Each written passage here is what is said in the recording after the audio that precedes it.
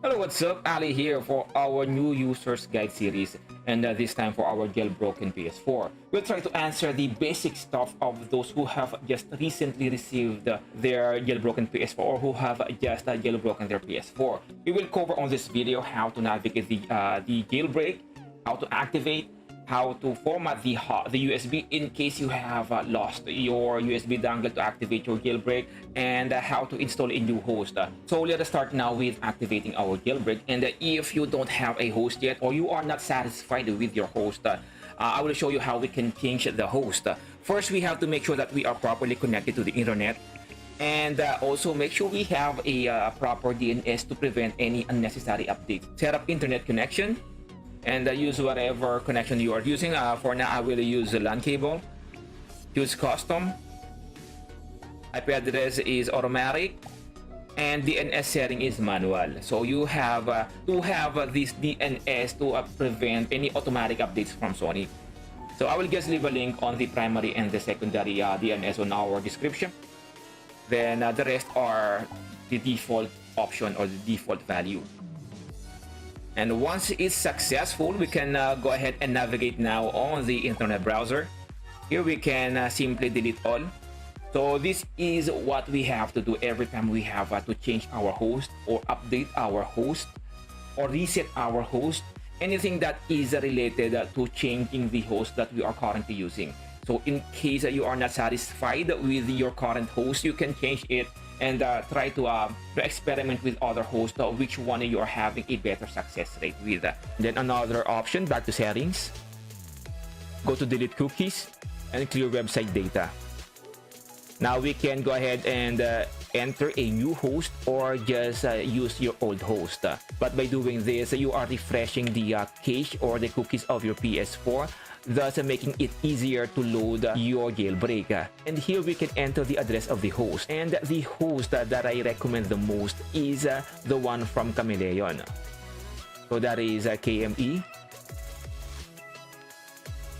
You will find the link on our description. And here, choose the option on the right.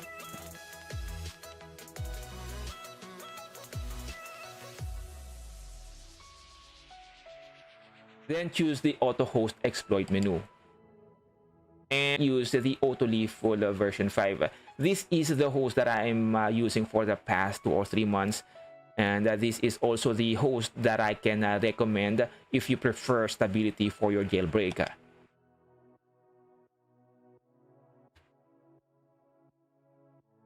Now once you see that message, so just press OK. You don't have to follow the message on the window. Just press enter, don't press X if your enter is circle. Since my enter is circle, I will go ahead and press circle. And that should load the exploit. So what if you have lost your USB dongle? How can I make one, or how can I prepare my USB to activate my jailbreak? So for this, we'll need a PC or laptop, and we have to download a specific file, and of course, our USB. So on our browser, just go to this website, and you will find the links on our description. We need to download these 2 files. First is this exFAT.pico.image. So just open the link and click on this area and download. Next is our Win32 disk imager. So just click on the download part and wait for it to download. Now this Win32 imager, you have to install this one. And once you have installed the program, just run the program. And here on the device, click here or choose here the device that you want to format as your dongle for your jailbreak. And once you have here your device, click here on this part and open the other file that you have downloaded. And once you have both stuff ready, just click on right. Make sure that you have the right device here. You don't want to format the wrong device. And you have here the exact image that we need. And once you have both ready, just click on right. And yes. Next thing we need is we have to thoroughly prevent or block any updates that can occur to our PS4. So aside from using the DNS, there is also an application that prevents all updates or that disables updates on our PS4. And to do that, we have to go back to our host and choose disable update. So if you are using the automatic loads on your host, you won't be able to get to the menu. And to be able to get here, let's just go ahead and reset everything. Close window, delete all, Go back to the settings, clear, delete cookies, and clear website data. Now let us enter the address here again. And from here, we can choose the manual host exploit menu and choose the light host manual method. Then on the menu, click here disable update. This will prevent any updates. Even if you manually update your PS4, it will just block the update.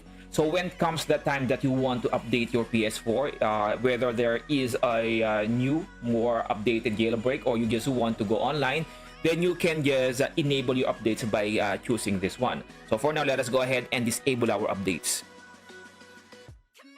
So once you see this pop-up message, you can be at ease that your PS4 won't have any updates. Okay, so let us go now on what are the do's and don'ts for your jailbroken PS4. Well, basically the don't, let's start with the update. We can never update our PS4. One update will means that our PS4 cannot be jailbroken, and we have to wait for the next jailbreak. So how long do we have to wait?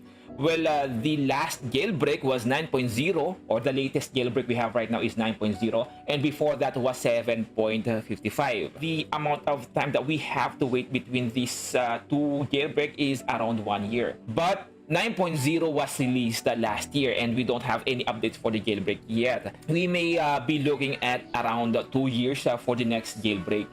So in case you update your PS4, you can't expect any updates or any new jailbreak for the next 1 or 2 years. So how do we know if there's a new jailbreak? So actually there are no season when a new jailbreak will come. We'll just have to follow those developers and wait for their updates or for their developments for the new jailbreak, because no one can really tell when a new jailbreak will come. Let's proceed to the next question. Can I still use a CD to play on my jailbroken PS4? Yes, I definitely still can, as long as your Blu-ray drive is still working. And also one more thing that we have to consider, if you are going to play games that will require a higher firmware, higher than 9.0, or any firmware that you are on right now, it will automatically update your PS4 if that game will require a higher firmware to work. Alright, so let's proceed to the next question. So does jailbreak breaks the PS4?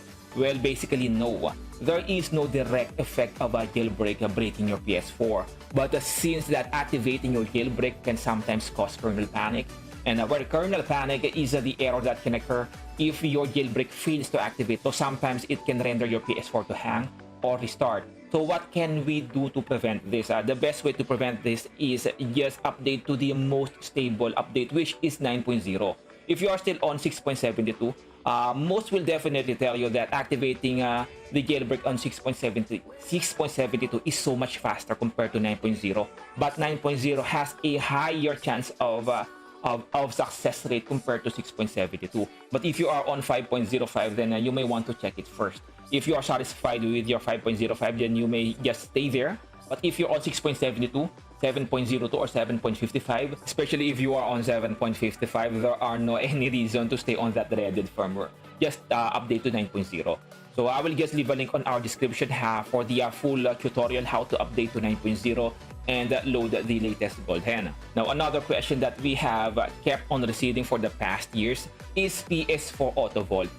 Yes, it is. There are some PS4 that has a 110 tag on it, but any PS4 you can use them on 110 or 220. But it is not advisable to plug them directly on any outlet. It is very much advisable to at least use a transformer that has a power regulator. This will prevent any power surges that can ruin your PS4. Now another question. How can we use YouTube or Netflix or other online services on our PS4, on our jailbroken PS4? We can download the Homebrew app here, the Homebrew Store. I will just leave a link on our description where to download or how to download this. And here on the Homebrew Store, we can look at the applications that we want to use on our jailbroken PS4. Click on the store groups, and here we can check on the utility. And here we have all of the great applications that we can install on our PS4 or on our jailbroken PS4. Then aside from that, we can also go on the media. Here we can find the Twitch, Netflix, HBO, YouTube, or any streaming services that we can still use on a jailbroken PS4. Now there will be some cases where when you load the game and you will get an error messages that the user has been lagged out, and you get the error code, the 30391-6. So how can I fix this issue? This is a CMOS issue or CMOS concern on our PS4. That means that our CMOS battery has died out. So what can we do to fix that?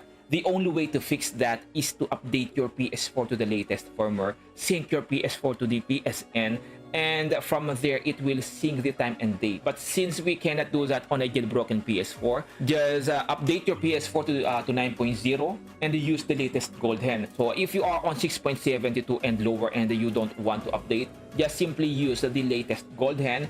It comes with the fix for this error. So this is it for our video. If you still have any questions or concerns, so please go ahead and share them in our comment section and I will definitely address them. And again, this is Ali. If you found this video helpful, please go ahead and like and subscribe, and I will definitely see you on the next one. Bye bye.